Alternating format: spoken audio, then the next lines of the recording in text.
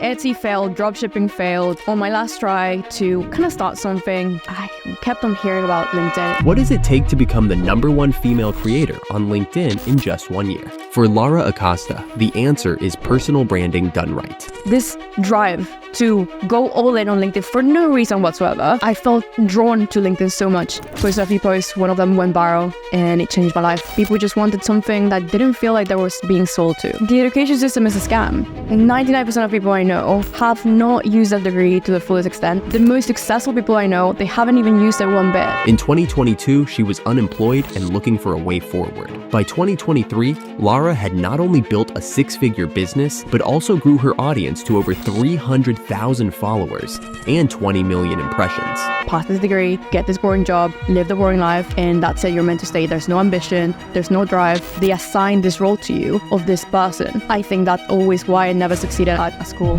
Now, she's on a mission to teach others exactly how to do it, without the trial and error. In this episode, Lara reveals the proven strategies that propelled her to the top, from building content systems to cultivating authentic engagement. Having as much leverage as possible, it is the highest thing, like the most important thing I could have done. God's way of teaching me, if you can't show me that you're obsessed with something and you can do it, then I'm gonna give you everything you want. Welcome to Success Story. I'm your host, Scott Clary. The Success Story podcast is part of the HubSpot podcast network. I'm also a big user of HubSpot products. They've supported the show for over 3 years now. And for all entrepreneurs out there, I need you to go back to a time and place when building businesses, as tough as it is, can be sometimes a little bit fun. When you're marketing, it should be fun. But marketing is not so fun anymore because it's very time consuming, it's very difficult, and it feels like there's just a lot of friction. Content was simpler to make, leads were easier to capture, and we weren't all spread so thin. As marketers, as entrepreneurs, the bottom line is that marketing used to be fun. It's not so fun anymore. But with HubSpot's newly launched marketing and content hubs, I've been using it myself. It brings a little bit of fun and creativity back into marketing for your business. You're going to generate better content, you're going to generate more leads and next level results, which really make marketing fun again. So with tools like Content Remix, you can turn existing assets into all new pieces with just one click. Lead scoring helps you shine a light on the leads that are most likely to purchase, and analytics suites they built out will help you with reports, KPIs, and just a gold mine of AI-powered insights. It's quick to get your results. It's easy to use. It connects all your teams and your data. So put the fun back into your marketing funnel with HubSpot. Visit HubSpot.com to get started for free.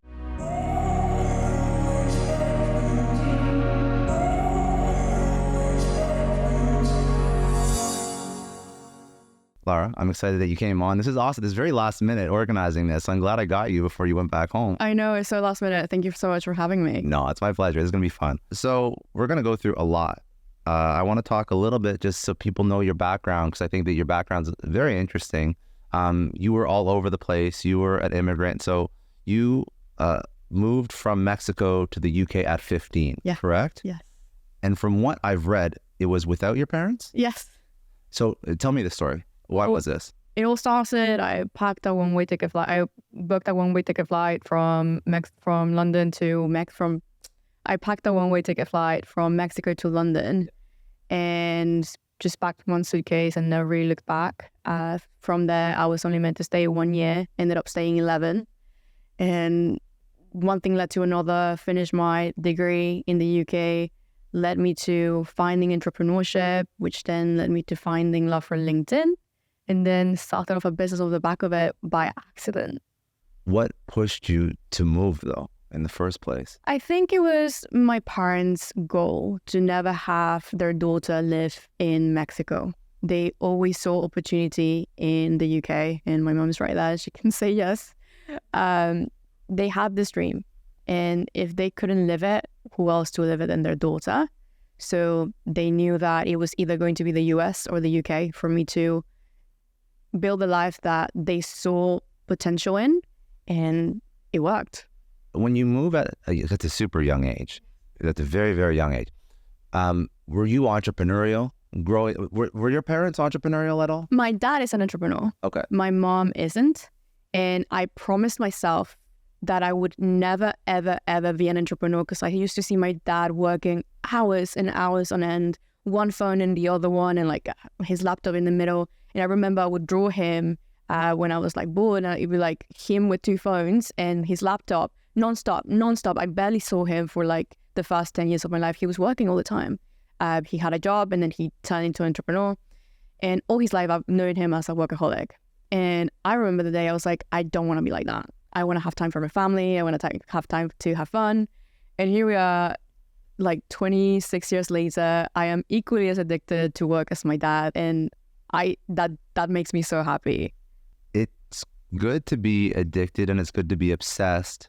But I think that I've heard you talk about this before, and I don't want to get into it just yet, but about escaping one matrix and then jumping into another, getting caught in another. And this is really what you're alluding to. It's you escape the 9 to 5 or whatever you think we should do, and you fall into something else. But I think it's very important that entrepreneurs have seasons to their life, or they understand seasons, because it's good to be obsessed when that's in line with what you want to accomplish in this season of your life. But that can also negatively impact your future, your relationships with your spouse, your kids, all that. So I think you have to be cognizant of that.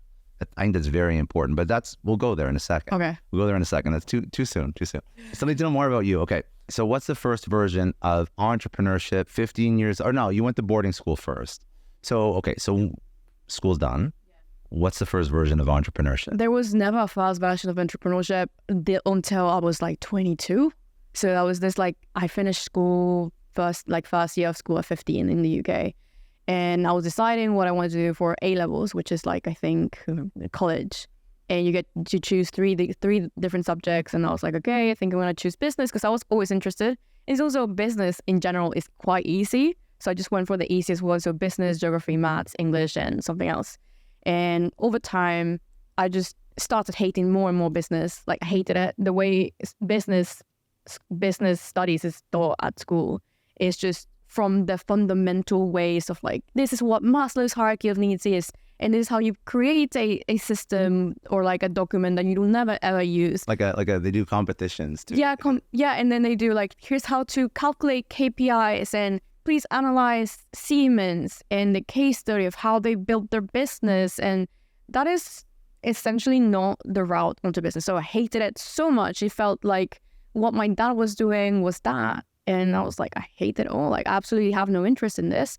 So over time, I did business management when I did my first degree. I hated it even more. It was so boring. When they taught us marketing even, which was the only thing I was ever interested in, realistically, it was from the case of big businesses, how they're marketing to do this. And there was no ambition to the plans. There was just like facts and logic and textbook, things, definitions. Like, exams teach you how to learn the thing, spit it out on an exam, and that's it. And there was no technique to it. There was no beauty. There was nothing. Well, there wasn't. So I think the biggest issue with education is there's no like lived experience in it. It seems like the people that are teaching it, not all the time, but sometimes. The majority of the time, they have no experience in business. Mm-hmm. They just know how to teach business. And that was another problem. Like, I remember once in one of my lectures, like, they were lecturing me about entrepreneurship, and the person that had never started a business. And I didn't care because I never thought I was going to be an entrepreneur. I was just like, that's a bit weird. Like, what are you doing here? I can teach you more about it, but that's fine. And yeah, so up until then, I had no desire. I really, all I wanted was a 9-to-5 job in a bank where I would have a... Why? I don't know. That sounds like somebody who's entrepreneurial. Why would you ever want a 9-to-5 in a bank? It's like the worst. I wasn't an entrepreneur at all. Like, up until 2 years ago, I hadn't had that fire in me, or like hadn't discovered it at all. It's very interesting. It just happened. And the reason it happened, it was just purely because of desperation. I hit a time where I had a bachelor's degree from a good university in the UK, and I had a full master's degree from one of the most prestigious universities in the UK. I still couldn't get a job. Like, rejections, cover letters, CVs, all of this. I had it all. Nothing was working. Mainly because I'm primarily disadvantaged because I'm Mexican. So when you're applying for a job in the UK, it's like they prioritize UK people, then EU people, and then internationals. So already I was in a complete disadvantage, even regardless of how much experience I could have, my grades, my dissertation grade, whatever. So it was just purely like, what else am I going to do? So during COVID, I just finished my degree and I was trying to get a job. I was back at home with my parents, back in my childhood home.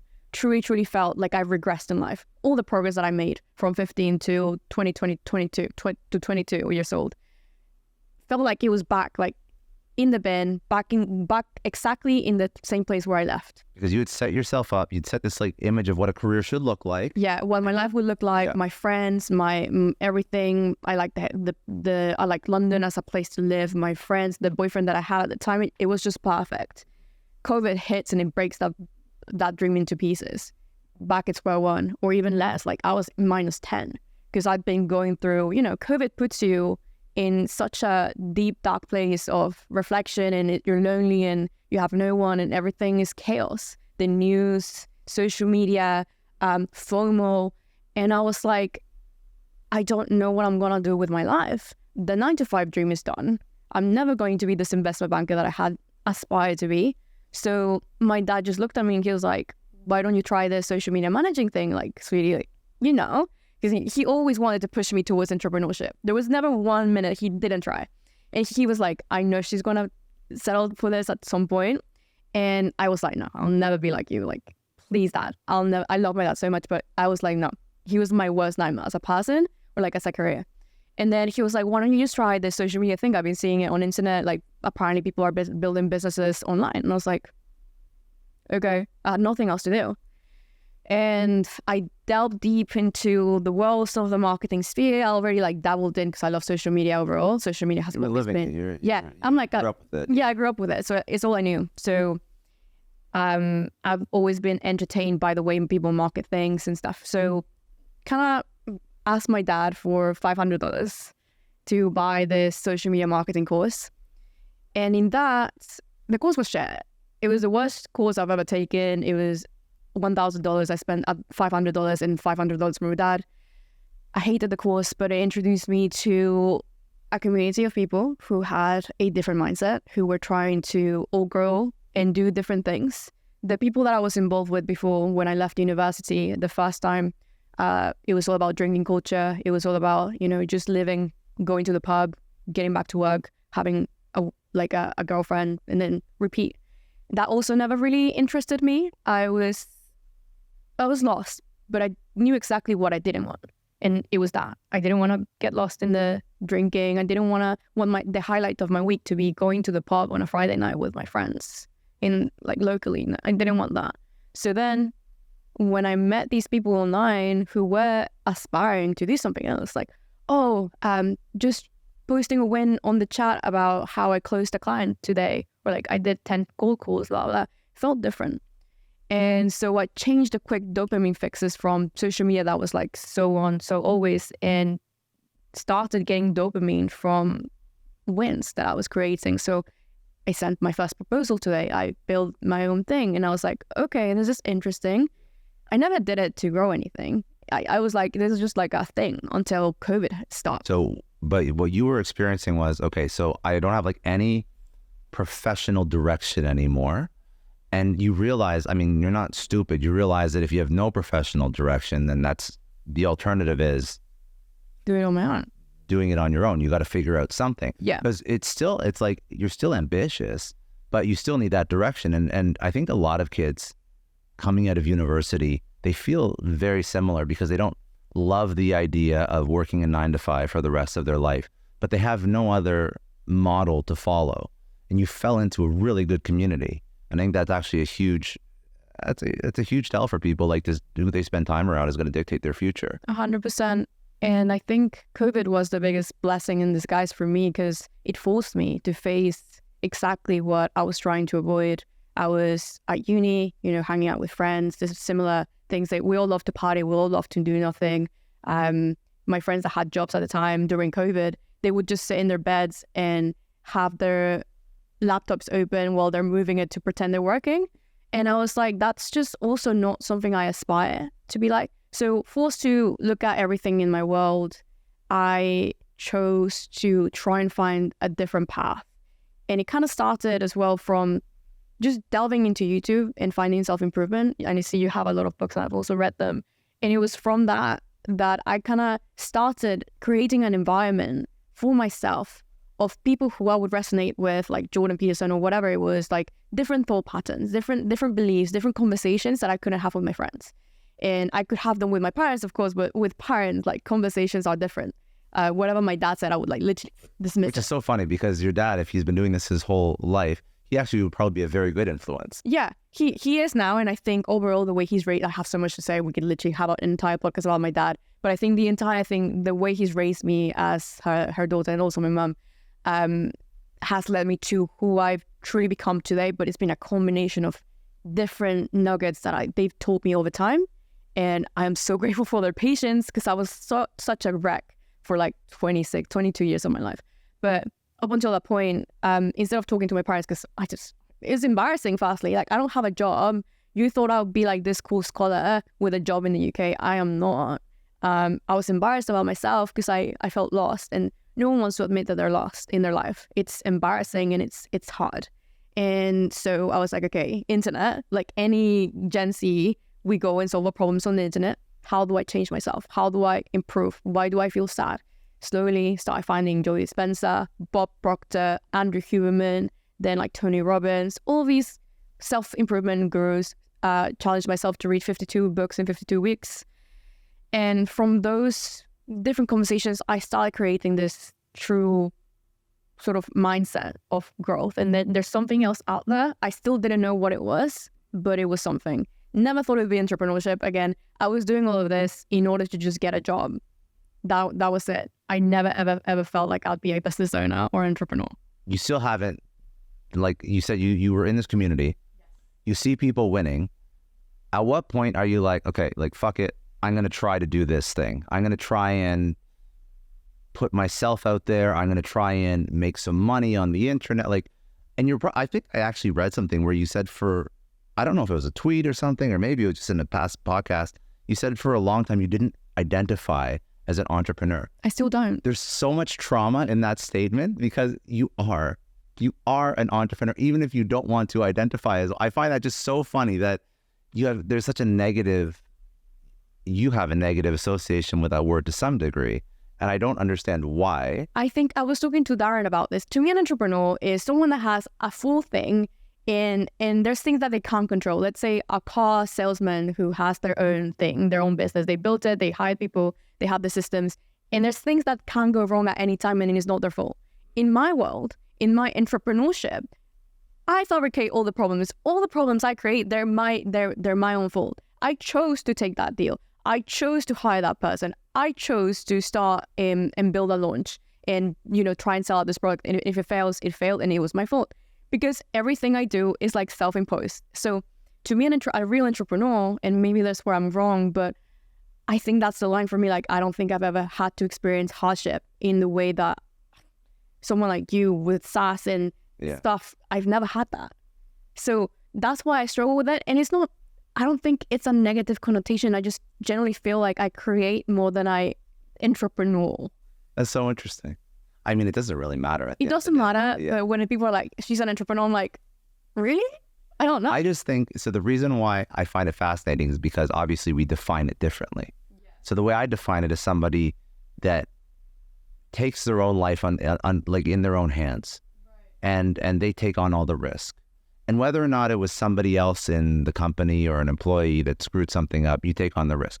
But I mean, if you have a business as one, if you're selling lemonade by the side of the street, if you screw up the lemonade or you forget where you put like all the cash you got at the end of the day and whatever, somebody stole it from you or whatever, you're still entrepreneurial. You're still taking all the risk on, even if all the wins and all the losses are just you. But at the end, it doesn't really matter. It's just you are no longer, you can talk about the Matrix now, you're no longer part of like the 9-to-5 W-2 in the US system, right? You're trying to build something outside of the system that is higher risk, higher reward. So first version of entrepreneurship, whether or not you define it, first version of building something and creating something yourself, was that on LinkedIn? No, it started My first dip into the entrepreneurship world was... You don't have to call yourself an entrepreneur. You can call yourself a creator if you want. I don't give a shit. It's onto the entrepreneurship business world. It was October, right before the pandemic hit, February 2021. I was coming back home to visit my parents in the middle of just the start of the pandemic. And I was like calling my parents. I was like, hey, I'm going to come visit you. I miss you, blah, blah. They're like, okay, we're going to go to this conference. And I was like, oh, okay, in Vegas, do you want to meet us? And I was like, okay, yeah, Vegas, let's go. I wanna gamble, whatever. I was like in that mindset of like just having fun and partying. And my mom couldn't make the trip to the conference. She was like, she unbothered. And then my dad was like, do you know this guy called Grant Cardone? And I was like, no, I'm not interested already. And he's like, okay, well, we've got tickets, like, let's go. And then we go into the hotel, and then he's like, okay, let's go for 7 a.m. Let's go. We have to be there earlier. And I was like, okay. And there's just me expecting this boring business conference with like suits and stuff. Those do exist. That's not Grant though. No, but I didn't know. Yeah. And so it's Las Vegas, and one of the biggest places to host a thing. It felt so. I remember walking in. There's like queues and queues, and I was like, okay, this is a bit weird. Why are people young here? Thought it was gonna be old people. Okay, dressed up, right? Give my tickets, a whole show. Give me like pen, papers, bags, everything. I'm like, okay, free stuff, nice. And as I walk into the venue, I see people getting 10x tattooed on themselves, right? And look at my dad, and I'm like, he's loving it because he loves Grant. Like, I loved him, and I was like, I have no idea what this is. Sit down in my seat, big stage, rolling, it's spinning the stage, 10x in the middle. I'm like, what is this cult? I am so interested. I'm so hyped. There's music coming, and then everything shuts down. We see Elena Cardone with fire around her head, like show. And then they do put on a show. It's a show. And I was like, that is what entrepreneurship is. That is what business is this entire thing where you create a life that you love. And I love Grant. He performed, but also he brought Floyd Mayweather. He brought, who else? He's brought everyone on for his growth cons or whatever. Yeah, Kevin Hart and all of these people. And I'm like, these are celebrities, but then I realized they're also entrepreneurs because they're famous, but they're making money off the back of it. And then the thing that resonated with the most, and it was like one of my penny drop moments, Grant Cardone, was when he opened with his rags to riches. And he was like, I used to be broke. I used to be an alcoholic. I used to be blah, blah, blah. And they identified me with depression, ADHD, ADD, all of these things. And he said, fuck those labels.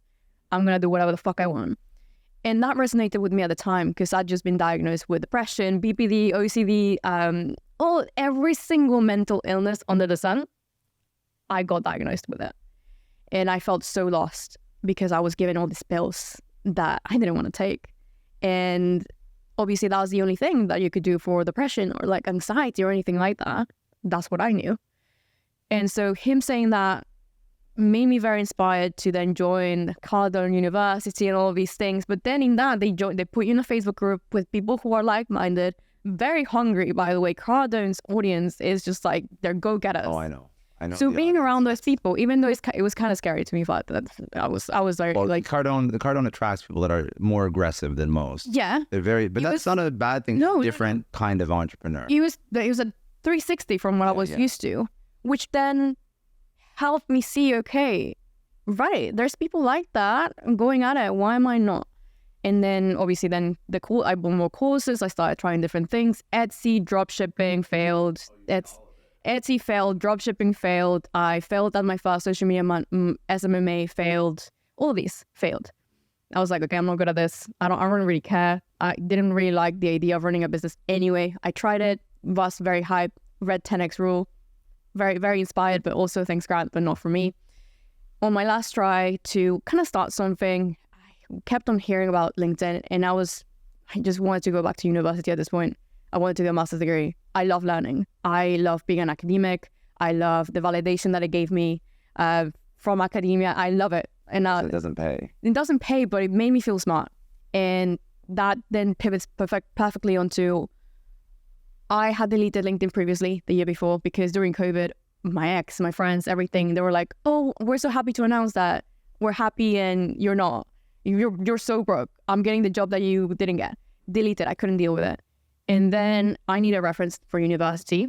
So I ended up opening LinkedIn again. And what I saw blew my mind. There were like people out there posting different things. It felt like social media. It felt like Instagram in 2012. So I got very curious about it. And I decided to spend 2 weeks sort of like researching this. And all of a sudden I had this urge, this drive to go all in on LinkedIn for no reason whatsoever. I know the reason now, but like I'll tell you later. It just felt aligned. I felt drawn to LinkedIn so much. I saw this Gary keynote speech, and he was shouting at people as he always is. He was like, "You guys missed out on TikTok when I told you. No one listened to me. Now go on LinkedIn because it's the next best thing you could do." I listened to the man and posted a few posts. One of them went viral, and it changed my life. So LinkedIn's a very interesting platform. LinkedIn's how I started actually too. Really? Yeah, I started on LinkedIn. But that's because all I knew was just nerdy ass shit. It was sales and marketing, and LinkedIn loves nerds. LinkedIn does love nerds. And I started off, when I started this podcast, it was all focused on sales and marketing. And then I sort of expanded it, and I brought in like personal development, thought leadership, how to get into flow state, how to like all the different things that I think are important for entrepreneurs. But it's not just like tactically sales and marketing. But when I first started, I built the audience for the podcast off LinkedIn. And I have my own reasons for why I started on LinkedIn. I thought it was the only social that had opportunity because everything else was so busy. But I didn't build a business on LinkedIn. I just used it for like building an audience, and then I tried to turn them into podcast listeners. But you took a different route. So you went viral. How many people saw that post? 4,000 likes, 300,000 impressions in 42 hours. Absolutely insane. It was a gift from God. So, yeah. So what does that do for you when you see that? Because then there's multiple emotions, I'm assuming. Because you're thinking like, cool, what do I do with this? How do I do it again? How do I not fuck this up? And you have all these emotions happening at the same time. I don't know, some are probably stronger than others, but what were you thinking? So I've been lucky enough that I've gone viral on different platforms before. So the idea of virality or like the feeling wasn't new. So I already knew how to manage it. However, I was like, because the post that went viral was just like an introduction post. There was no offer. There was no science. What was it about? It's like, hey, hi everyone. I'm Lara, not Laura, not Clara. And I just hit my first 500 connections on LinkedIn. I had set this goal for myself 2 weeks ago for like 2 months, but I hit it in 2 weeks. Hi, and I introduced myself. It was like sweet, and it was like innocent. It's wholesome. And I think that really resonated, and that just indicates like the entire way I've built my LinkedIn presence, like storytelling driven. People want connection. They don't want facts anymore, especially this year. But even then, now, people just wanted something that didn't feel like they were being sold to, because LinkedIn at the time 2 years ago, it was still promotions, 2 spots left, hire me for this, long paragraph, nothing but sales, B2B X, all of these things. And if you think about it from a social perspective, just people, they like the education, but they also want to connect with you. And I think that just broke me into a very nice journey of sort of self-exploration of what the idea of something new was. I didn't even know. I had no expectations from LinkedIn. I was only looking for a reference. That's it. I didn't want anything else but a reference for university. Anything else was a blessing. And then I never got a reference from my teachers. Still got into university, but you still went back to university? I went back to university, and I built a business alongside my LinkedIn, yes. Why was it important for you to go back to university? I think, well, I'm Mexican. I'm also first generation Latina. And the idea of having higher education is something that is very well ingrained in us, as simple as that. It's just typical living my parents' dream of having that as well on my belt meant something to me. And there was a point in life where I didn't have anything to do for myself. Like, I truly didn't want to keep on going with life. And from then on, I kind of promised myself I would live this life for my parents. And that was one of the dreams that we all had. And I knew that if I went back to university in the UK, it would open so many more doors for me than if I was still stuck in Mexico. I know that if I stayed in Mexico again, I don't know where I would be. I don't think I'd be here. Like not here in the seat right now or like anywhere else in the world. So it was just, I knew that was my last chance at life, like a proper life. And it was like the breaking point was like, it's now or never. I'm going to try my best to get into this university. It was an Ivy League university as well. So it was for me to prove to myself that I'm smart enough and that I could do it, to prove to my parents that I was worth it. All of this like investment and like time that they spent on me. And just to do something else and just give it a go. What could go wrong? Ended up getting accepted, like I think a month later after I went viral on LinkedIn, and everything just started changing. And it was amazing. Do you feel like formal education is worth it? No. That's just so funny because you were so set on this, and I have so, like, even when we were texting back and forth before we jumped on, I think my views on formal education are very similar to yours. I don't feel like it teaches the things that people need to actually excel in life. Now, I think there's things that it can do, like it can teach you time management, and it can, but it's not. It's even like a little bit of a stretch. Like all the things that I do now, I can't think of a single thing that's helped me in my career build a company, make money, anything, build my own personal brand, network with people, build relationship. Like, I don't think, I'll tell you honestly, I just drank through university. That's pretty much it. I partied, and then you realize that life is not so easy. You got to figure out work, but I didn't figure out work. I didn't figure out anything useful in university. And I'm sure some people take it more seriously than I did. I had a good time. But the education system is a scam. 99% of people I know have not used that degree to the fullest extent. The most successful people I know, they haven't even used it one bit. So the entire route from it is to purely indoctrinate people towards a route of, again, the 9-to-5 matrix. You pass this degree, get this boring job, live the boring life, and that's it. You're meant to stay. There's no ambition, there's no drive, there's no opportunities, there's nothing else but what you know on a piece of paper, and that's who you are. They assign this role to you of this person. And I think that's always why I never succeeded at school. I was always like kind of failing. I always felt stupid. I'm Mexican, you know that. I failed both GCSE Spanish and A-level Spanish. So that single moment made me realize that it's never about me, and it never was. I was never dumb. I was just always trying to get that next best thing. I failed Spanish because I didn't put the exact answer that they wanted me to put in that paper. even though you could speak Spanish. Even though I could speak Spanish perfectly. So I remember I was running around, and this is a really crazy memory. I always loved economics. I was like obsessed with it. Even now, I think behavioral economics is something I love.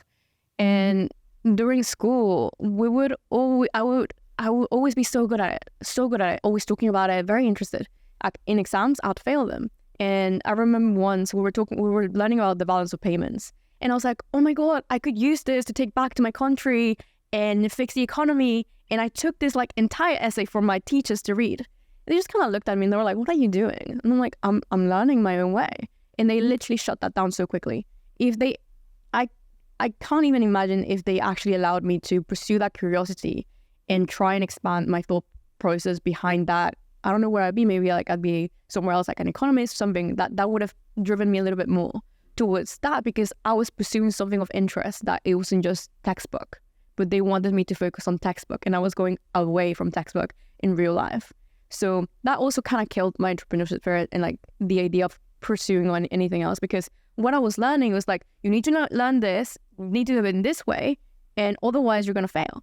So I was very scared the entire time of trying anything else, because that's what we were being taught in the education system. A big shout out to HubSpot and the HubSpot Podcast Network for sponsoring Success Story. If you enjoy Success Story, you're going to enjoy a ton of podcasts brought to you by the HubSpot Podcast Network, including Hustle and Flowchart, hosted by Joey Fear. The Hustle and Flowchart podcast with Joey is all about how to build a business so it gives you the freedom and fuel for your life. You're going to join Joey as he discusses systems, mindset tweaks, reframes, and strategies for entrepreneurs and really anyone to enjoy the process of being in business and having fun. This isn't for entrepreneurs looking to build a billion-dollar business. It's for somebody who wants to build a lifestyle, somebody who is looking to build systems that work. Listen to Hustle and Flowchart wherever you get your podcasts. What changed your mind? Because that master's degree was only a few years ago. Yeah, no, I built the business through LinkedIn with LinkedIn on the side. It was back. Both so what changed your mind about education? At what point? Because you chose to do a master's. Oh, yeah. So this, like, what you're telling me today is a huge 180 mindset shift about education. So when you chose to do your master's, that was only a few years ago is what I'm saying. So what was the thing that got you to think education is a scam? I've always thought it. I still thought it. You still went into it? Yes. Oh my goodness. Because, again, I was living in Mexico. The best alley for me to build a life in the UK, get a job, get references would be a master's degree. Even if you didn't think it was going to be the best route, it was the safest. Again, if I'm Mexican, a piece of paper that has that status, going back to Mexico, if I had to go, it meant more than having a normal degree or 10 years of experience. So having that status in Mexico is like worth gold. And if I had the chance to give myself that opportunity, even though I knew that what I was learning was absolutely terrible, I know what it means to someone else that may be able to hire me. So it was like my backup plan just in case everything went wrong. Because even though I know, not a lot of people know, and people still think having a degree is better than having a business that's making X amount of money in a year. Some people that I speak to from Mexico still, they think that my degree is worth more than what I'm doing now. And that's okay. It's just me having all the leverage I can have. Again, I'm like going in for the wins from my family and me. So having as much leverage as possible, it is the highest thing that the most important thing I could have done. I understand. It's so interesting because at the end of the day, everything's just a game and you have to figure out how to play that game. And if you want to play that game, then you have to understand that that degree for other people is valuable, even if you see no value in it, but that's just a game that you have to play. But LinkedIn is you're growing LinkedIn through this at the same time. So LinkedIn's going well. And man, when Darren connected us, I've never seen anybody grow that fast on LinkedIn. So you're at how many people right now that follow you? Nearly 190,000. How many years is that? 2 years. That's phenomenal. Thank you. That's absolutely phenomenal. And I say that because I also really tried to grow LinkedIn.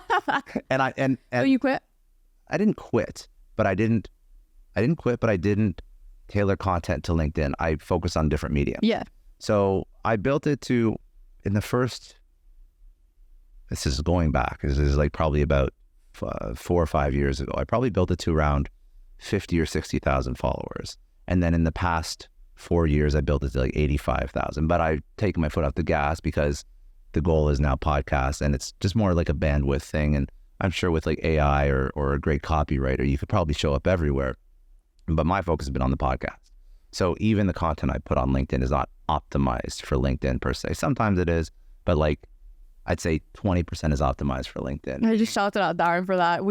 I took his phone. I was like, no, stop. Yeah. And then he posted it the next day. He had his most viral post that he's ever written. Oh, I know. I know that the worst part is when you know you're in the wrong, and I'll tell you, like when I put together like a little clip from this podcast, right? I'm putting that on LinkedIn. I know that's not the optimal LinkedIn content, but it's bandwidth. For me, it's bandwidth. It's something. Anyway, but we can talk about my content strategy and all the things that I'm doing wrong. Listen, if you grew to 180,000 in 3 years, there's a lot I can learn. So LinkedIn's going well. How do you actually turn that into a business? I never thought it would be a business. I was like, this is fun. Let me just post some People stuff. start reaching out to you, I'm assuming. Yes, 3 months in, I got my first inbound lead. Then I started building an agency. I had the previous experience of failing Etsy, failing, drop shipping, failing SMMA.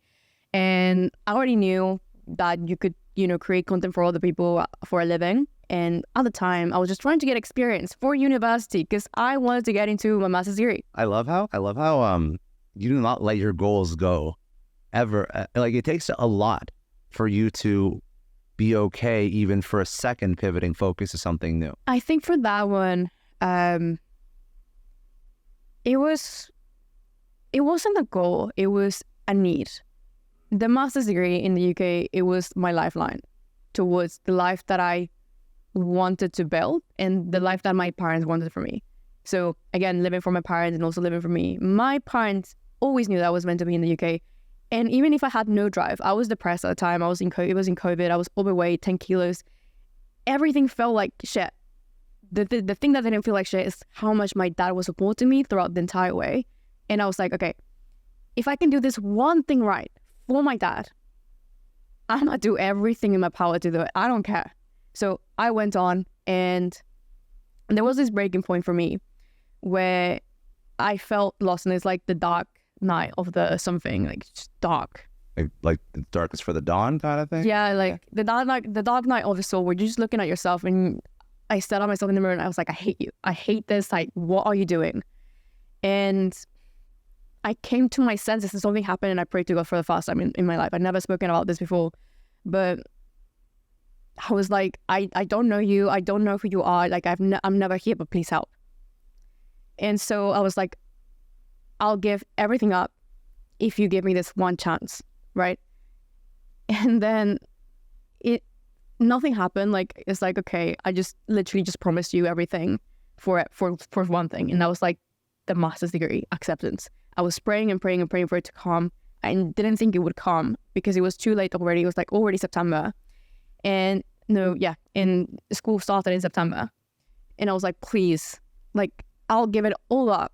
The life, the parties, the socializing, the friends that I had, the toxic habits for this thing. And then 2 weeks later, almost, I fell into the LinkedIn rabbit hole. And for something, I was obsessed. No reason whatsoever. Just in my head, I was obsessed. And then a month later, I went viral on LinkedIn. And then 2 weeks later, my acceptance letter came through. And I think it was God's way of teaching me, if you can't show me that you're obsessed with something and you can do it, then I'm going to give you everything you want. And so the master's degree is like a thank you to my parents and also God. Like, I have to do this. And then the business grew on the side of that because it was like my form of creative expression. And I was like building this new interest that I truly always had in the back of my head, obviously because of my dad. And it was a combination of both. So when people ask me, like, why did you do the master's degree? It's like, I had to. There was no other choice. It really was all or nothing. And it was that. And then I was lucky enough to be able to build my LinkedIn on the side. But I think there's something that's actually really beautiful about how you thought through what things you take on. Even the master's degree, it was honoring yourself, it was leverage, it was safety, it was honoring your parents. And there probably could have been a point where you could have seen while you were getting the master's degree, even if I stop the master's degree or if I drop out and just focus on LinkedIn, I'm sure life will be okay. But I think that when you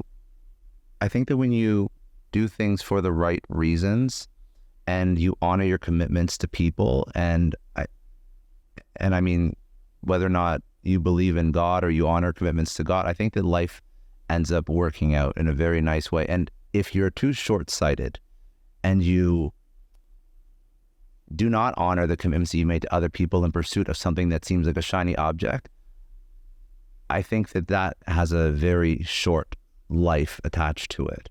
I don't know how else to say it. I just feel like, and I may sound crazy saying this, but I feel like it was a good thing that you finished your master's degree, even if you never touch it or use it for anything else for the rest of your life. Yeah. I think that it just shows that your heart's in the right place when you focus on doing anything. I think that's really how I see it, at least. 100%. I think the master itself was slightly redundant to me. We had social media lessons. I failed at content creation and I failed at marketing. And I was like, why is this? And again, it was fun for me. It was like a little cute side thing to do while I was trying to gain back control of my life. It wasn't just building a business. Building a business came after I regained control of who Lara is. I broke out of all these boxes that school, society, my friends, my family had put me in of Lara. Lara is, average, maybe a little bit smart, can go this way. I broke out of all of these boxes and I created the Lara that I always knew I could be, and then my parents always knew I could be. And that's the biggest lesson. And then being at university, like, if you ask anyone in my year if they ever met me, they'll say no. because I went to lectures, left, went to the gym, left, and was always in my house. I was fully in monk mode for literally a year. Like, I didn't see anyone. I was just working, assignments, work, gym.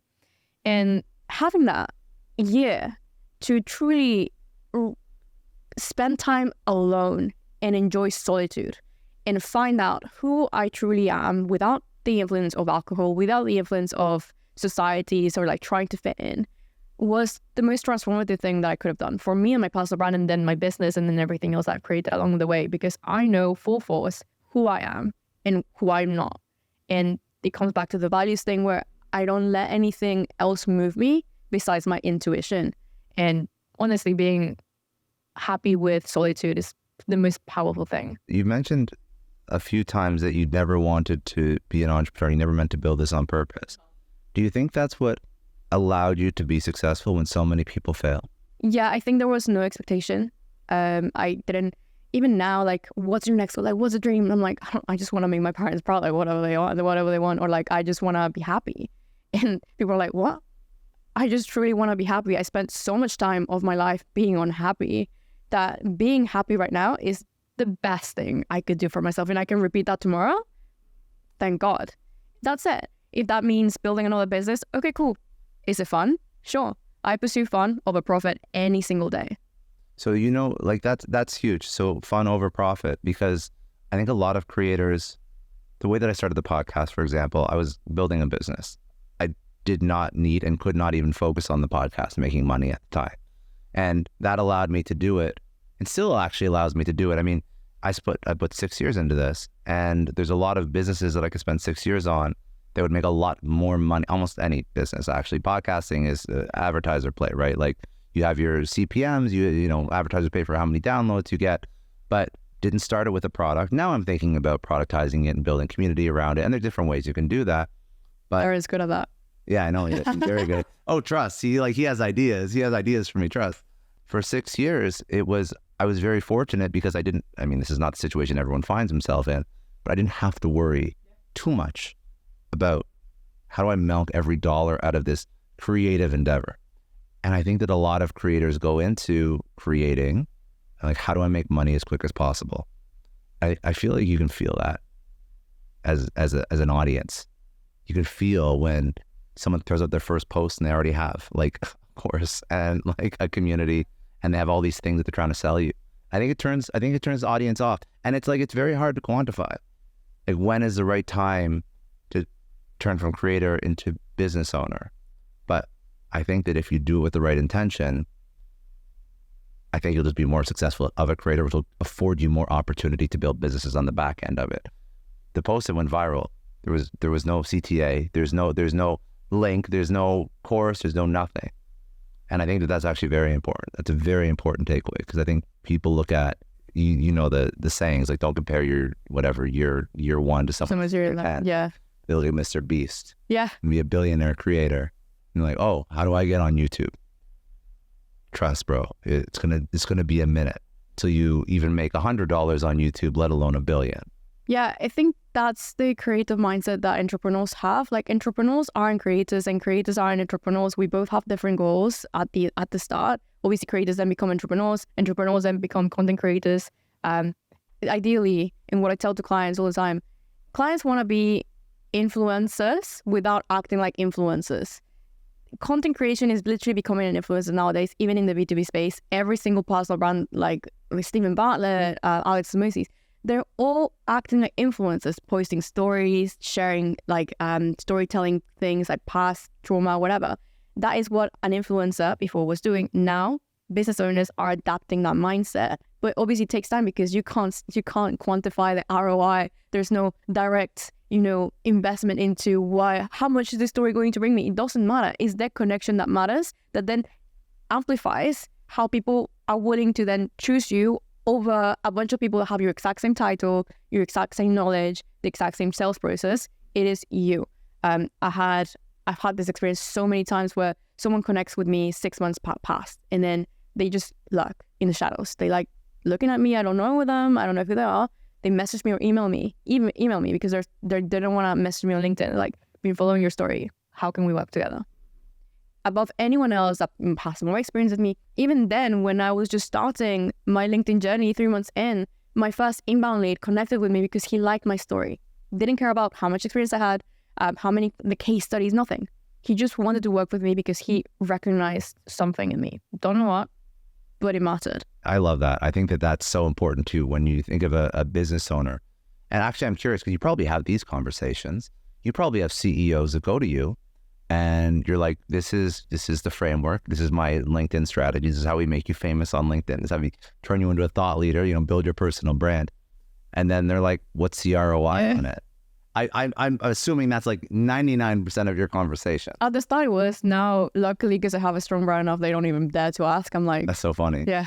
So if you look at sort of your come up and your growth, what would be the things that you've learned looking back outside of just being authentic? Authentic's a buzzword that gets thrown around too much. Agreed. Your first post was authentic, but you've had multiple viral posts, right? So there is a little bit of a system to it now. There's been 3 ways I've created content. One is educating my past self. So at the start, because I didn't know who to educate, I didn't know what I was doing, I was just creating content that I thought someone like me 5 years ago, 2 years ago, even a week ago would have found useful. So then you're being immediately useful to someone that knows slightly less than you immediately with no strings attached. So always give 99% of what you know away for free. There's way too many people that think that you need to save the best for clients, or you need to save the best for a paid product, etc. And I disagree. Every single person that I've learned, I bought something from, they've given it all away for free, and I'm paying them for it to be productized and specific to me. That's it. But when you're giving everything you know away for free, you're not only forced to learn more because you already gave that for free, so you now need to learn more and better, but you're giving people something of value that could literally change their lives, and they have you to thank for. And I've experienced this now, like to the masses, where people are making 10s, 20, like thousands of dollars through my free content. And they refer me 10x the clients, or they pay me 10x the money that I would have charged them like last year for that one piece of information. So that is heavily important.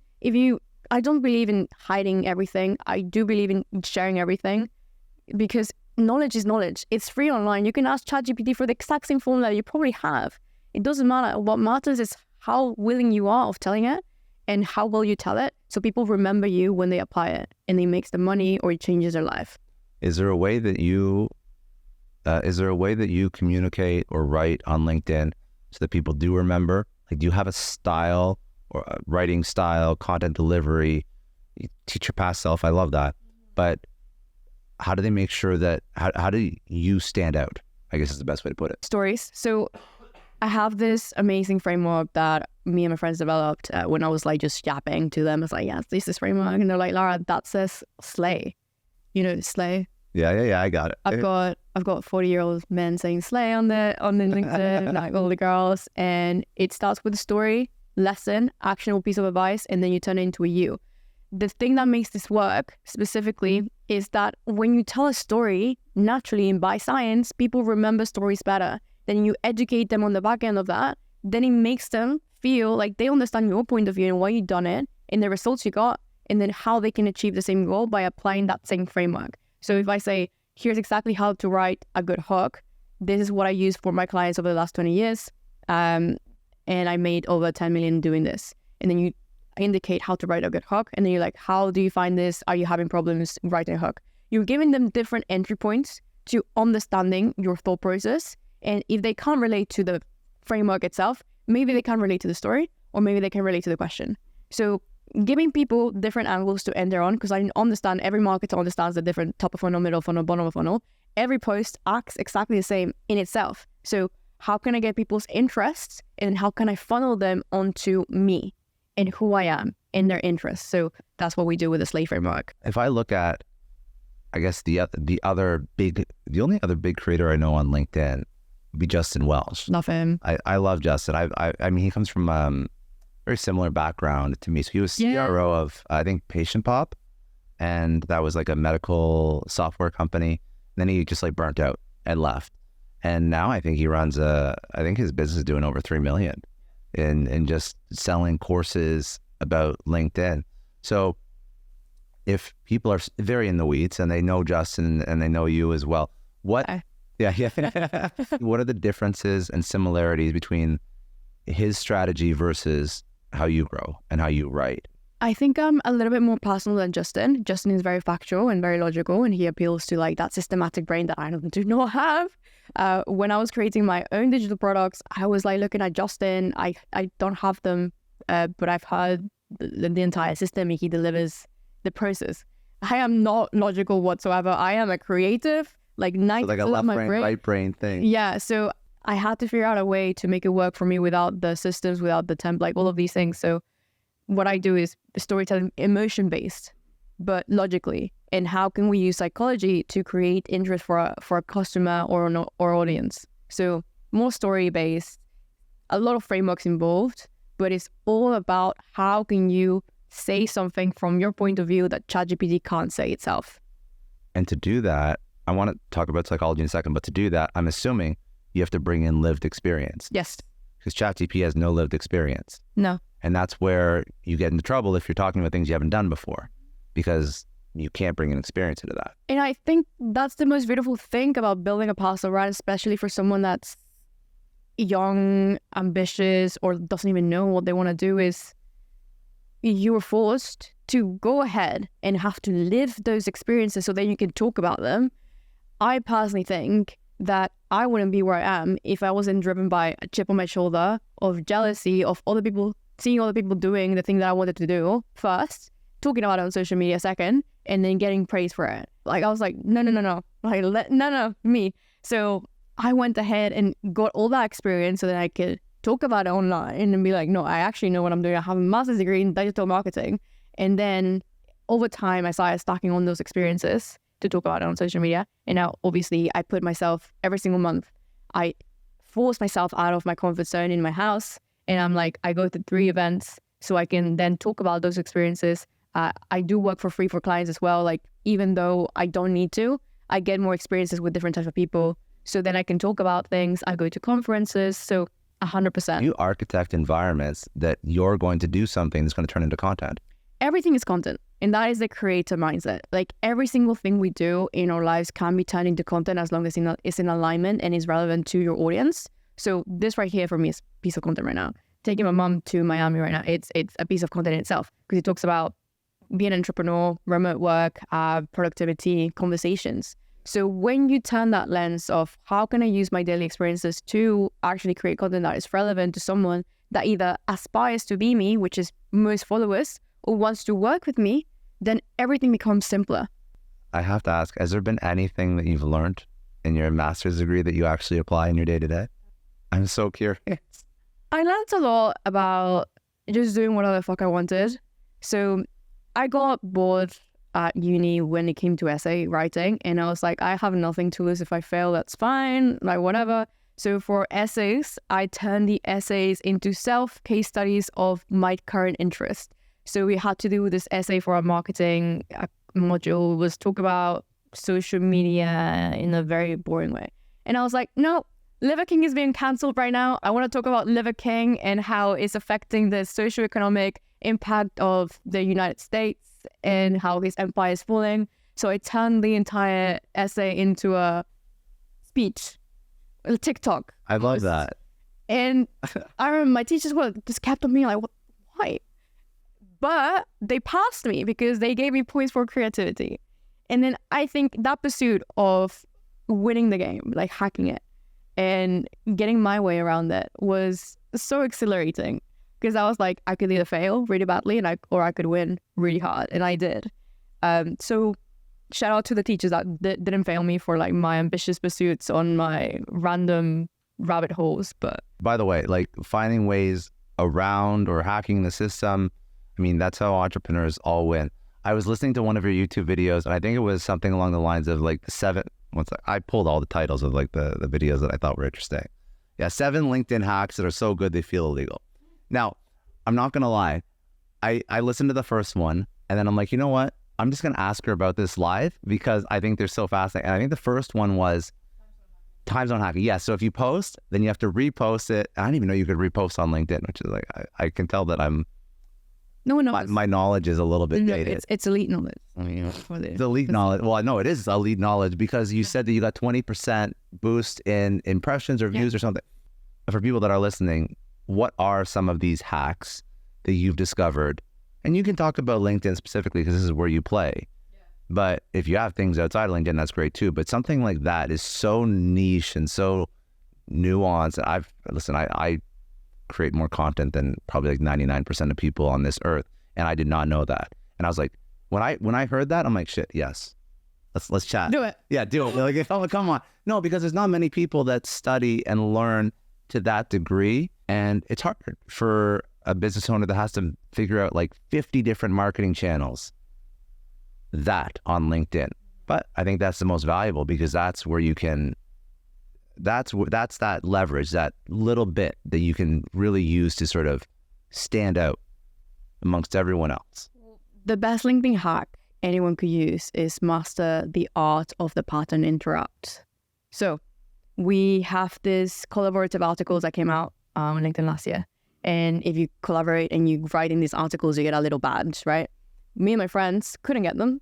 So what we did next, and one of my friends, Luke Matthews, discovered this, is you start writing stuff that actually makes no sense to what you're being asked in this collaborative article. So the collaborative article would be like, how do you increase client retention in 2025? And instead of saying like, oh, you increase client retention because like this way, you'll be like, you don't.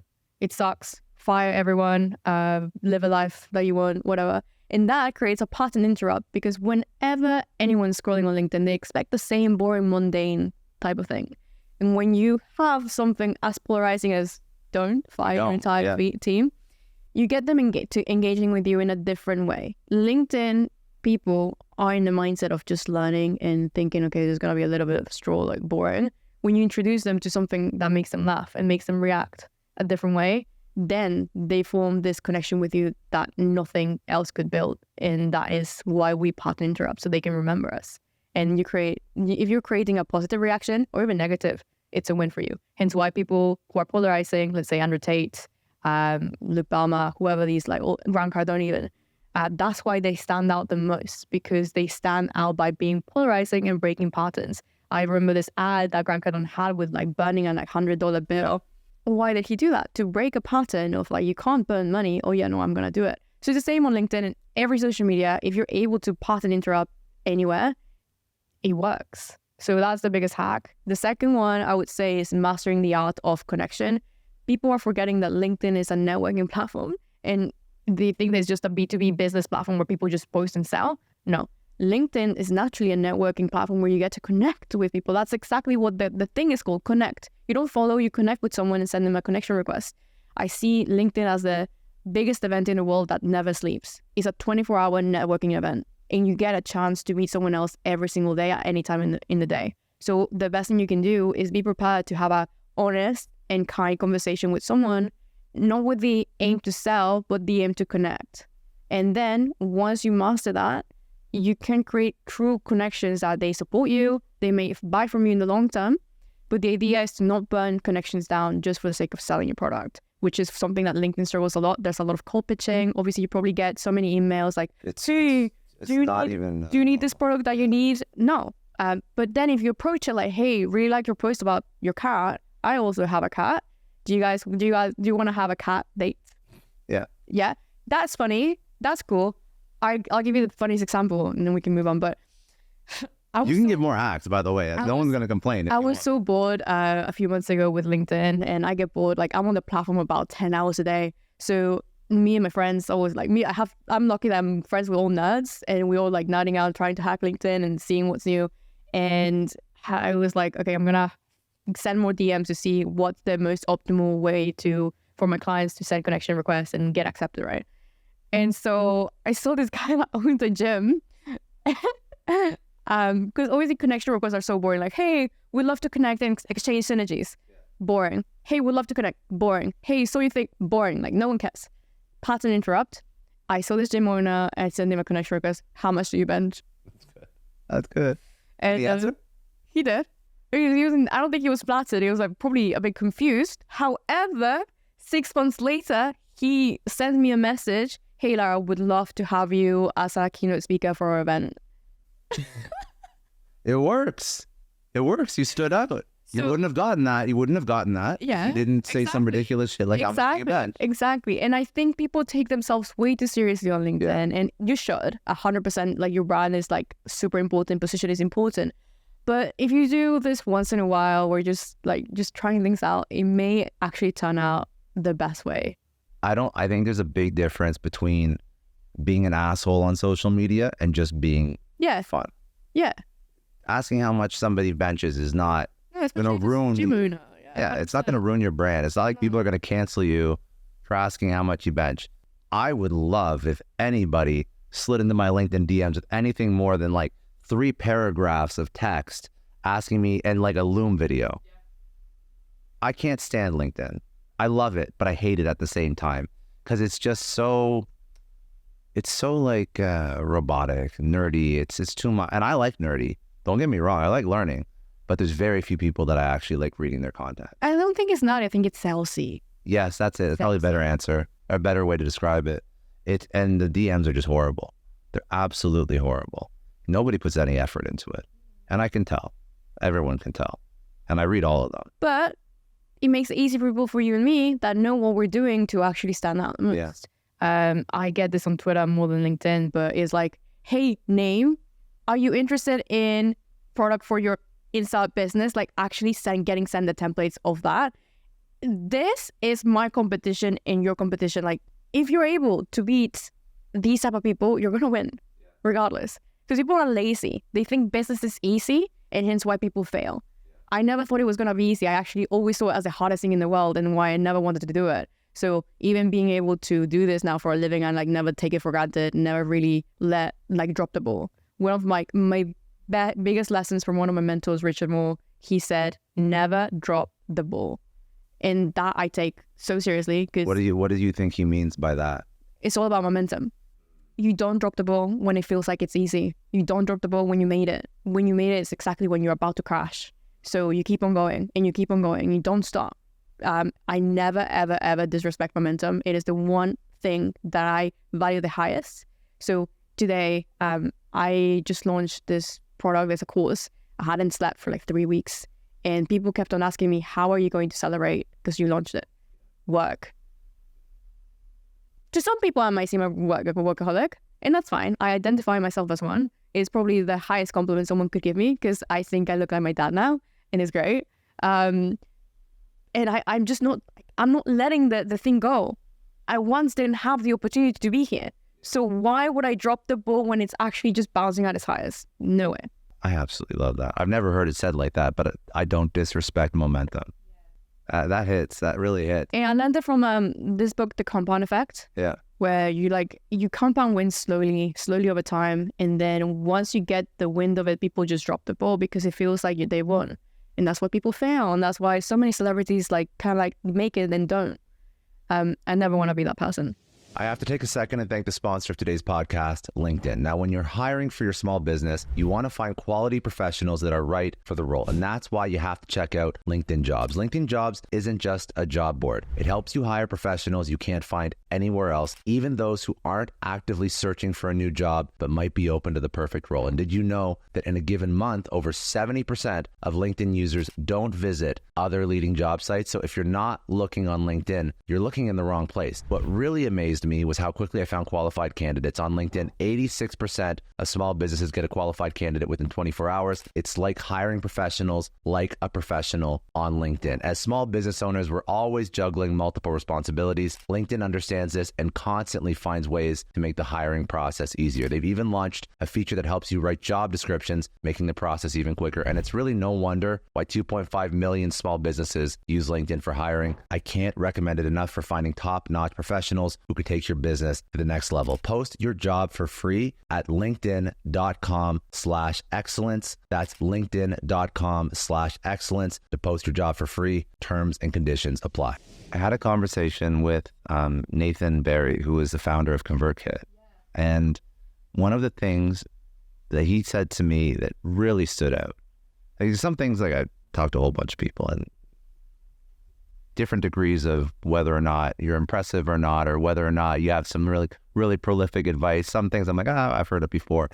Some things when they say them, it's like, shit, that makes me like rethink how I look at life. And he said something that had that effect on me. It was like, there is no required amount of time to achieve anything. Like, you can achieve whatever you want in as short a time as you can. You don't have to take 10 years to build a business. You don't have to take X amount of years before you get married. Like, you can do whatever you want in whatever time span you can figure it out in.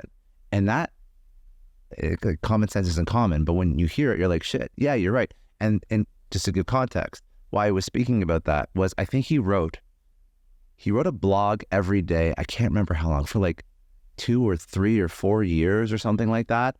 And then on the back end of writing a blog every single day, he wrote a book and he published it. And like the next day he started his next book, and he just like jumped into everything with 0 breaks in between. And he was just like, yeah, I never really subscribed to the idea that I had to pace myself, or I had to give myself time, or I had to give myself a break, because I enjoyed the work that I was doing. And for a lot of people that are listening, maybe that's like controversial. I don't think it is, but most people have a negative connotation with work, and that's why we get judged. Yes. But that to me was like, shit, you're right. I can get this. I've been doing this podcast for 6 years. This could be as big as Tim Ferriss or Joe Rogan in 6 years. It's not, but it could be. It could be if I figured it out, if I figured out the game. And I figured out the game to a degree, but I haven't figured out that game yet. So now build a studio, roll out 3 episodes a week. I could even do more than that if I had bandwidth, and I'll have to find a way to have that bandwidth, right? So there's unlimited ways to win in life. And I think that by benchmarking yourself against someone else's expectations or timeline, it's not going to mean that you don't succeed. It just doesn't have to be that way. So you grew on LinkedIn faster than 99.999% of people. There's no required timeline for how to get for how long it should take to get from 0 to 180,000, whatever. You can get there as fast as you can. You can get there in 2 months. You can get there in 6 months. Doesn't matter. You can write 5 pieces of content per day. Do whatever the fuck you want, which is the most beautiful thing about entrepreneurship. It's the most beautiful thing about the internet. Yes. We have unlimited potential and opportunities out there for free. Like, it cost me $0 to build my LinkedIn presence when people are paying thousands and thousands and thousands for advertising. So just being hyper aware of that and understanding that if I do this once a day and I commit 3 hours a day to doing this for the next year, I think I'll be somewhere. As a creator, how do you manage your time between creating versus business, operating, selling, fulfilling? I don't. Fair. I work all day, every day. You were mentioning flow states, and that's something I hired a coach for because I felt like I was about to burn out. Yeah. I don't believe in burnout, but I feel like the idea of burnout, it's near. I understand it. But I was being burnt out because I was working on things that I hated. I hate operations, I hate sales, I hate funnels, I hate all that. I love creating and launching things, doing the marketing. I'm in love with the marketing. And then now I'm lucky enough, I work with this company called Genflow. They are my operators now for everything else. And so they've taken off the load that I didn't want. And I can now do the creating. If I want to do the selling, I'll do it. But that's up to me if I want to. I don't have to. And so that's been brilliant. But before that, like during my uni days, you'll see, I can send you a screenshot of my calendar. It was the entire day blocked with meetings, creative work, writing, client work, gym in the middle, somewhere, food somewhere in between that, and then sleep somewhere. But I don't mind that because all of it is fun to me. Yeah. It feels like a video game. Every single day I'm on LinkedIn, I feel like I'm on the Indie Creator Olympics. And every day I'm like just playing to win. And it's all a game. And I'm winning. And sometimes I lose. But then I can start again tomorrow. It's fine. And having that mindset of it's all a game, it's like the Olympics. I get to, stack myself up with the best, gear and then go for it.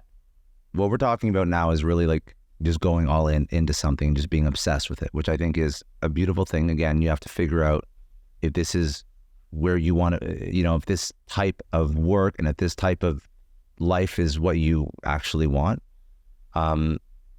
And I want to bring up that point, that clip that I saw that just like hit home with me, which was when you're leaving one matrix, you have to be careful that you don't fall into another.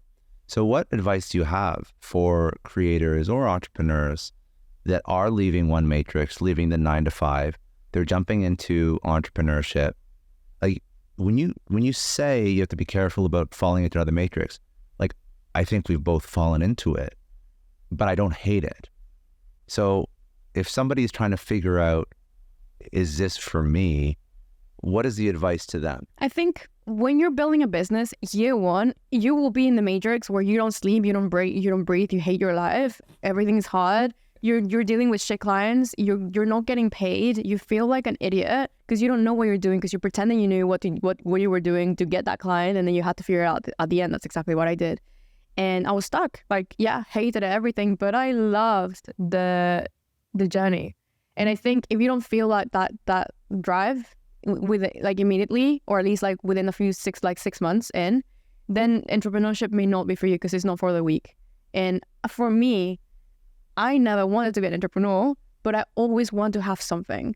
And I never had a purpose. Entrepreneurship brought me that and delivered the into silver platter to me. So entrepreneurship may not be the goal, but always having something, a purpose was. And my purpose became first, getting through COVID and building a business. And the second purpose was like, I'm making my parents proud. The next purpose is, growing as big as I can. Next purpose now is, and it's very identified for me, I want to make girls that look like me, who are Mexican, who never felt represented, women in business or anyone else that has had a similar journey to me, to feel like they can make it too. That is my purpose right now. It's so strong. I feel like fire, so strong, and it makes me so happy. And I can then now build, if I'm tired, I can revisit, why am I doing this for? And if the why is strong, the how is easy.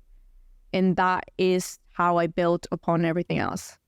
So for entrepreneurs, if you feel like you don't have it within you, just think about what you're doing it for and revisit the why, and then you'll figure out the how. I think that's very wise, because I think that when you feel burnout, it's a lack of that. It's a lack of purpose. Yeah. I never felt burnt. I burned myself to the ground. Like, some people will be like, are you tired? Yes. And I am so grateful. Tired is not burnout. No. Tired is not burnout. I could do this all day and I could be physically exhausted, but I can guarantee you I'm going to sleep like a baby. I'm going to wake up and do it tomorrow. Do it all over again. Yeah. I never once felt burnout in the last 2 years. I felt near it, but it was because I was hating the things that I was doing. And then it completely changed. The burnout doesn't exist unless you're like doing the things that you hate. And that's why people quit their jobs and then pursue entrepreneurship. I think another important thing, another reason why people feel burnout, if they're doing it for the wrong reason. So for example, they're doing it for money. Money, yeah. And you do not feel like the energy you're expending is in sync with how much money you're making. First of all, you got into it for the wrong reasons. But in year 1, 2, 3, sometimes even 4, you're going to be working 100-hour weeks and you're going to be barely making what you made in your corporate, in your 9 to 5. And if you feel burnout there, that means that you're in it for the wrong reasons, because it shouldn't be about the money. You will make the money. If you stay in it for long enough, if you stay in it for an unreasonable amount of time, the money will come, because we're all pretty smart. We can all figure out what's working and what's not. We can all iterate. We can all pivot. We can all improve. We can all learn, upskill, all that. But in the short term, you'll be putting more, like your dollar per hour will not make sense to you. It will not make sense. Go get a job. I know entrepreneurs that work 100-hour weeks to make $100,000. You don't have to work 100-hour weeks to make $100,000. Now, in 3-4 years from now, maybe that 100-hour week can make you $3 to $5 million, plus 10 million, whatever. It doesn't matter. Unlimited amounts of money. But if you do it for money, in the short term, it's going to be very difficult. I think maybe that's why creators have the biggest unfair advantage of all, because we're so busy creating art and with content. To me, single piece of post or whatever I do is art. I spend so much time being intricate with YouTube. They spend 10 hours for each video, 5 hours scripting, 2 hours filming, 3 hours post-production, all the 2 hours like back and forth with my editors, making the slightest changes to the music and the audio. And I hate this, and I love it. But it's not easy, and it's definitely not making, I'm losing money with YouTube, 100%. Maybe it'll make me money in 10 years, maybe 2 years, hopefully this year. Yeah. But it's a creative pursuit for me. How can I make this the best piece of content that the internet or like people in this niche have ever seen? to me, it's everything just art. And how can I push the limits of entrepreneurship, business, and also fun? I love it. You started on LinkedIn. Now you're still on LinkedIn, obviously, but you're building on YouTube as well. Yes. So why did you pick YouTube as a second medium? It's actually my fourth. So I built LinkedIn first to 50,000 followers. Then I pivoted to Twitter just to have a twin audience built, because LinkedIn is text, Twitter is text, so it's easy to create content. The only reason why I wanted to build on Twitter was because Twitter carousels were going viral on LinkedIn for some reason. I don't know if you've seen them. So okay. So it was more leverage. How can I make my content creation experience easier? So then by accident and default, I grew it to, I think it's 15K now. Then after that, I started building an email list. So I'm on Beehive right now. I love Beehive. And build that up to 15K. Then the fourth one was YouTube. And the intention was purely because I saw one of my friends doing the thing that I wanted to do better than me when I thought I could do it better than anyone else. So shout out to him, Dakota Robertson. He was the pinnacle of my YouTube success, I guess. Yeah. So I'm always inspired by people who are either better than me or doing the thing or just going for it. And I think it's an amazing thing to be able to take jealousy and turn it into energy or inspiration. Instead of it's the healthiest way to use jealousy. Instead of thinking why them? Why are they doing that? How can they? It's how can I do it too? I want a piece of that. I saw Cody Sanchez doing this on a podcast. She's I want a piece of that. I want a piece of that. Because she saw so many millionaires in her job before, I think it was JP Morgan or whatever. And she was seeing all these people that had, they weren't any smarter than her. They just knew how to play the game. Do you find that one has served you, I know that LinkedIn is the largest audience, but do you find that for business purposes, there's one that serves you better than others? YouTube has definitely given me the edge that a lot of LinkedIn creators don't have, because there's something, it's easy to write words behind the screen and pretend that you're someone. When it comes to video, you can't hide that you can't speak, or you don't have the swagger or the wit or whatever you're portraying yourself as on LinkedIn or in written text. So it's given me that extra layer of connection that people are missing from other creators that are text-based. So I dipped my foot onto video content when I started going on podcasts, and I realized how much people resonated with my story. And I was really? And they're yeah. They remembered what I wore, the ponytail, the little detail. And I was okay, this is interesting. Then I was right, YouTube then. And so YouTube has allowed me to do many things. One of them is connect with my audience a little bit more. I don't tell many stories on LinkedIn to the depth that I would do on a podcast, simply because it doesn't make sense from a positioning tactical way. When it comes to LinkedIn, you can only use as many characters, and I want to make my content educational and punchy.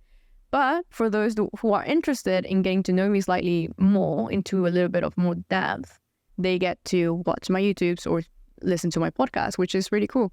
Yeah, I think that, from my perspective, I just love podcasts because it captures kind of what you said. It captures the whole person, all the context. People can't edit themselves. Yes. Hopefully not, unless you're a sociopath. But usually when you sit down with somebody for an hour and a half, you get a pretty good idea of who they are. Get a pretty good idea of genuinely what they know, what they don't know. That to me is my favorite kind of content to learn from, because then you understand also what's important to you and what means the most to you and what you focus on. I've actually stopped reading as many books, and now I like to listen. So I like to listen to the author that jumps on a podcast around the time when they release their book, because then they have all the ideas in their head. They have all the ideas that they care about. Yeah. Not what their editor cares about, not what HarperCollins or Simon & Schuster care about, what they care about. Yeah. And not all the additional fluff that was added to hit the page count. So whatever author, that's who I like to actually listen to. Now, podcasts are a next step, because now I can actually interview the authors themselves. But that's cool. Yeah, it's very cool. Yeah, there's I love listening to Joe Dispenza's podcast, because he gets very deep into things, but it's not as technical as in his books, and it's conversational. So he obviously then turns it down to more surface level, 5th grade, introduction level, where people can actually learn. It's a conversation. What would be one story about your creator life that people don't know yet? Something that, a lesson, a shit hitting the fan moment, a win. It doesn't have to be negative. It could be positive too, but something that really, and it could be recent, something that's happened more recent? I just finished the launch of my third ever launch for a product. It was a course, Literally Academy, personal branding course. Been working on it for over 6 months. Is the third iteration of my cohort programs where we teach people how to build a personal brand and on LinkedIn, how to leverage it, whatever. They were like live, very intensive 8-week programs. And then I shut it down because I felt like I liked it, but I wanted to create something more accessible for people. So I have a large audience. And I'll never ever take it for granted. Nearly 190,000 followers. I know a lot of people can't afford courses or like 2.5K worth of a program, especially they're beginning the journey. I was one of those people. I had to borrow money from my dad to buy my first course. And so for the last 6 months, I shut doors to any program, not really doing a lot of coaching, really not taking any clients on, and like focused on creating a curriculum of a product that could truly emphasize my entire journey of how I built a personal brand that wasn't just about profile optimization and joining an engagement pattern, creating content pillars, none of that. My approach has been purely psychological, tactical in ways, leveraging all the things that I've seen on other platforms like the YouTube effect and how thumbnails work.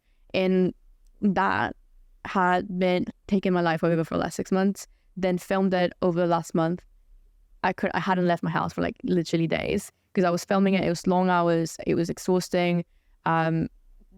Recording a course in itself, it was a completely new experience. And finally launched it. It's got 8 modules, over 50 lessons on exactly the A to Z, the blueprint of how to build a personal brand.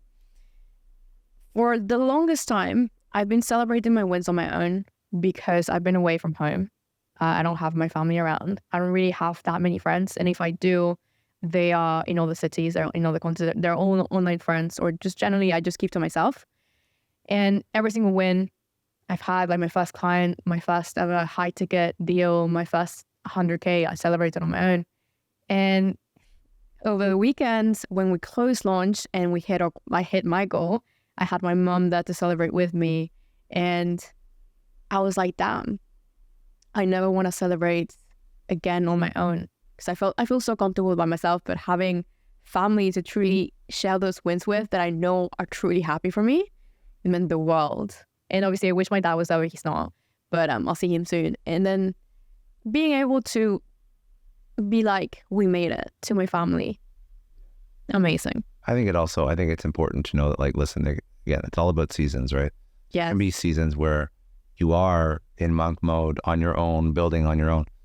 But then again, I don't think anybody wants to be on their own, not celebrating wins till the day they die. I think I can brainwash myself to think that, but ideally we all want connection. And it's all people are social creatures. If you made $100 million tomorrow and you had no one else to spend it with, you would be happy for a period of time. And you can buy experiences and you can buy friendship. But I can guarantee, I know a lot of people that are worth a lot of money.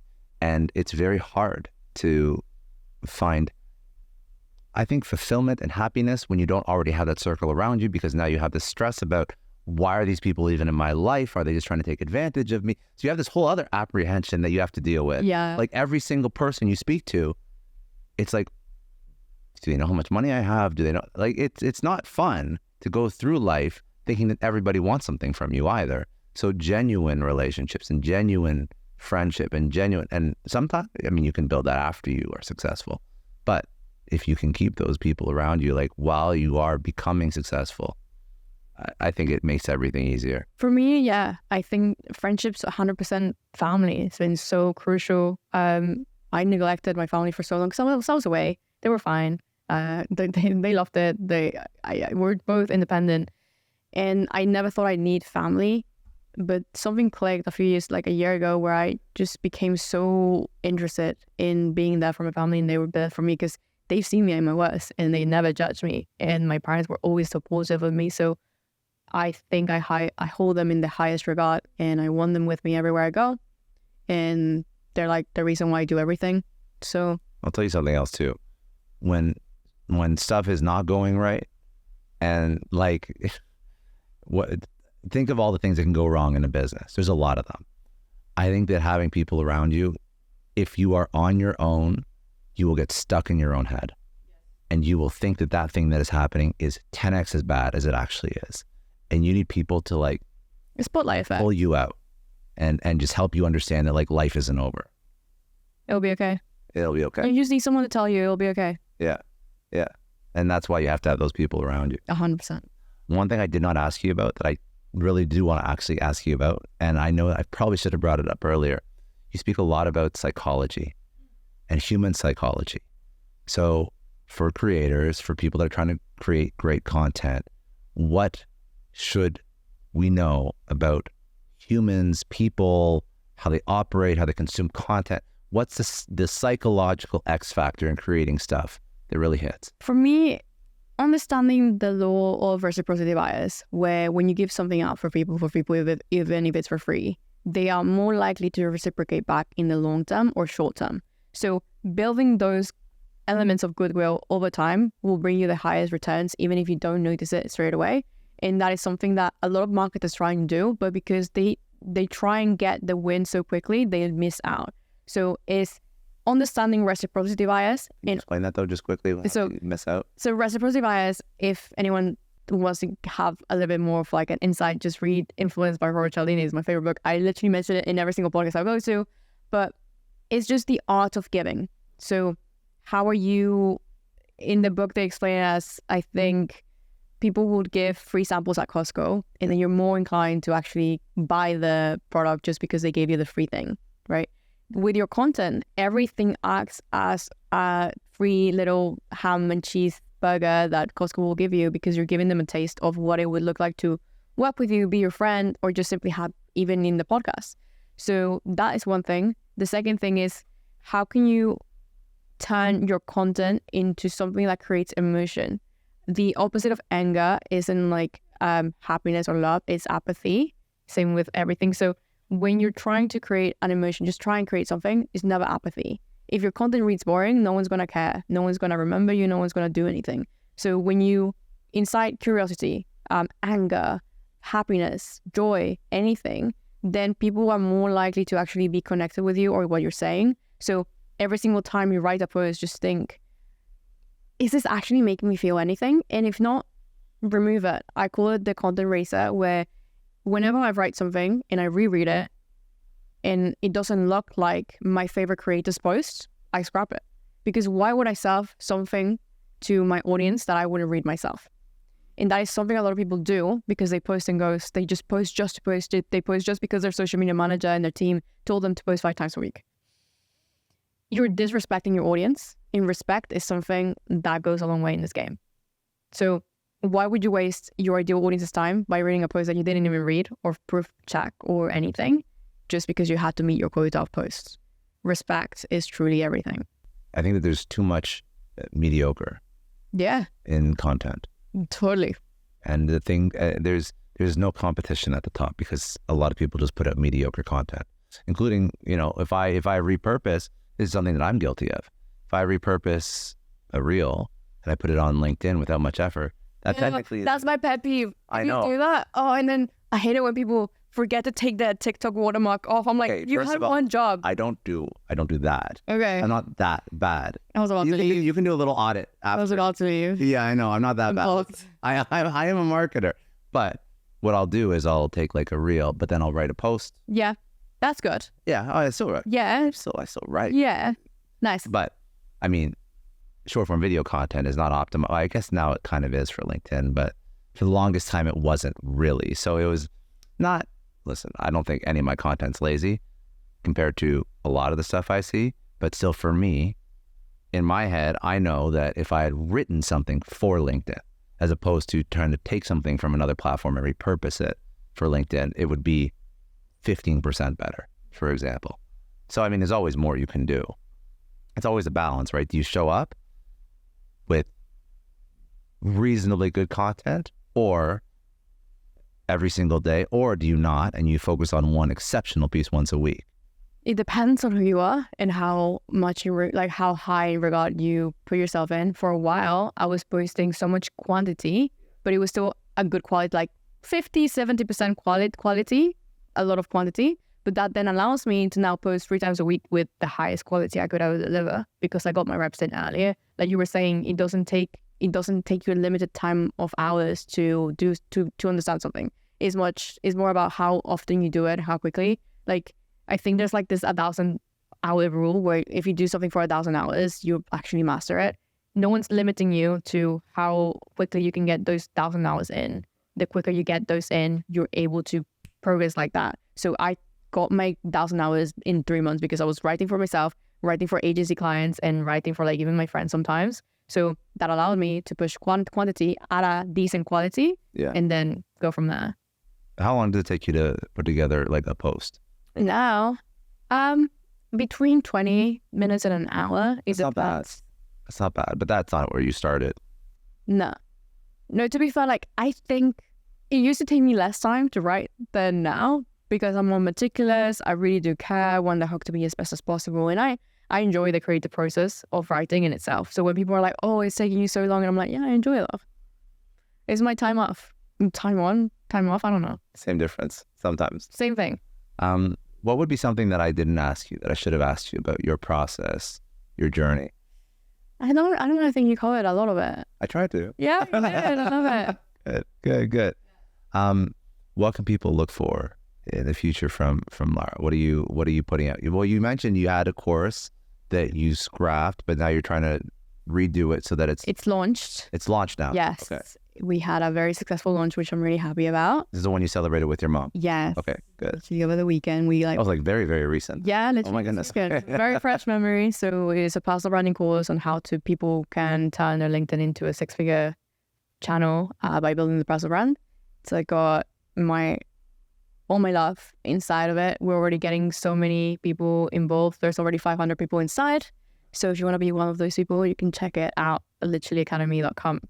Okay, well, send me links for show notes. Yes, I will. But that course really truly has my heart in it. I didn't know if it was going to work. I didn't know if people were going to like it, but the feedback that we're receiving has been exactly what I dreamed of. As a creator, so you put out a course. Yes. The first one's going to be 2,500.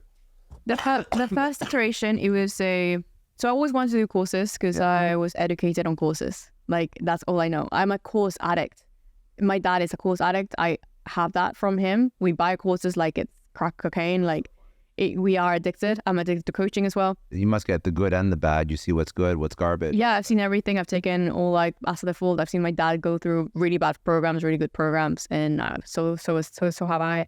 And I've always just wanted to contribute to the education system because if I want to fix the education system, I need to do it from outside. I can't do it from within. So what else can I provide besides my free content and my story that actually educates people and creates a path for them where they can build the life that they dream of without relying on the education system. So the first cohort that I built was like literally LinkedIn. It was 997. It was an 8-week program where I was educating live. It was fun. It was a great iteration of like what I had. And then the second one, we did it bigger because it was a proven concept.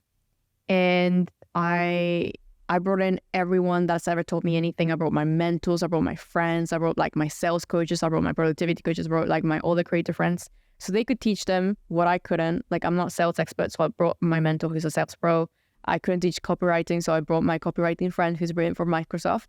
So all of that and the entire way that I build things is a love letter to everyone that's like, look, I did it like this. You can have it too. And you can also have access to all the mentors and teachers that taught me that you couldn't get access to because they don't even sell their time, or it's worth $5,000 in full.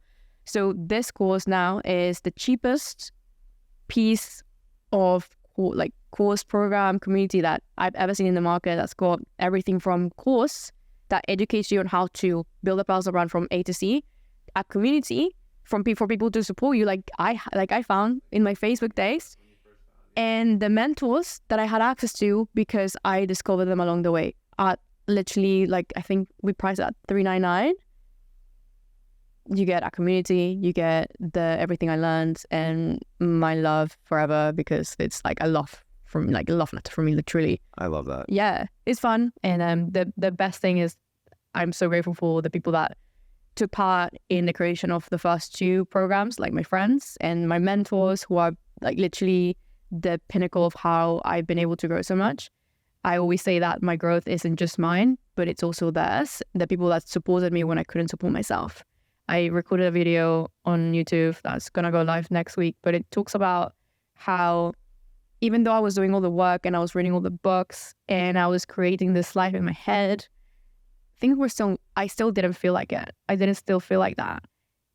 And so when I was doing all the work in like the reading books and like 52 books, 52 weeks, I didn't feel like the person that I was meant to be when I was reading all these books. Like the promise of like having these authors here telling you that you can become whoever the fuck you want. And then the reality of you being like, no, you're not.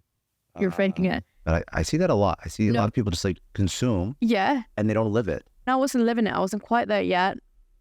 And then one thing led to another. My mentor, Richard Moore, reached out to me from nowhere. Like I'd seen him on LinkedIn. He was big. He recognized me and he was like, hey, do you want to have a coffee? I asked him, he was like, hey, can you want to have a coffee chat? I'm a big fan. He said yes. He gave me his time. And from that moment on, he believed in me so much. Like he gave me mentoring for free. Never ever asked for it. He gave me his time for free for like 6 months. And that thing that he saw in me, I didn't see in myself until he showed me that he saw it in myself.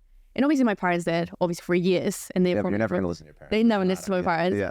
So having all the people that did that for me just truly lit this fire up of confidence that I didn't have. And then more people started doing it for me. My friend Yasmin, my friend Luke, my friend Dakota, Jake, whatever. All of these people saw it.